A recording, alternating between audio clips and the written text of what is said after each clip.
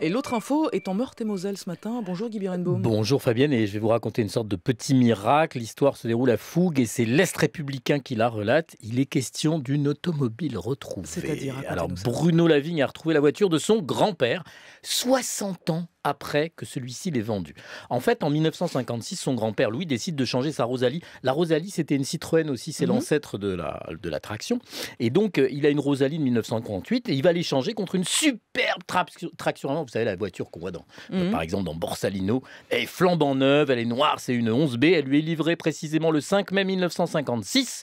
Bruno raconte que c'est cette voiture familiale qui les conduisait, sa sœur, sa tante et lui en vacances dans le Jura.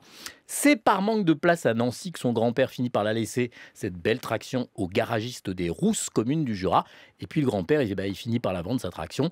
Et elle connaît plusieurs propriétaires successifs. Et elle va finir sa route, si je puis dire, chez un transporteur dans la région Rhône-Alpes. Et elle va y rester pendant de très longues années. Alors comment il l'a retrouvée, la voiture de son grand-père? Et sur le web, tout simplement, parce que voilà, maintenant, grâce à Internet, on peut tout retrouver. Il surfe, il tombe sur elle. Elle a passé 40 ans parfaitement au sec dans un hangar. Il la rachète il y a quelques mois. Il la confie à un spécialiste des vieilles voitures qui la révise, qui lui change son réservoir, qui remplace l'allumage, les bougies, les vis platines et des broutilles.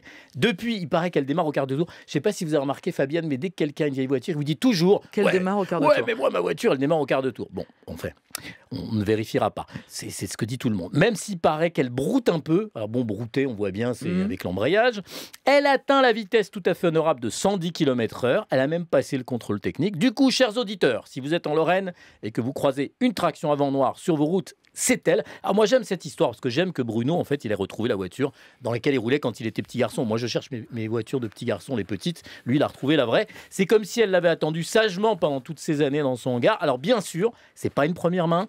C'est une occasion qui a connu plusieurs propriétaires. Fabienne, savez-vous ce qu'on appelle voiture d'occasion? Non, mais je sens que vous allez me le dire. C'est une voiture dont toutes les pièces font du bruit, sauf le klaxon. C'est trop bon pour être de moi, c'est du Pierre Dac. Voilà, un peu Troisième République, mais très joli. Oui, mais c'est ça que j'aime. Merci beaucoup, Guy Birenbaum.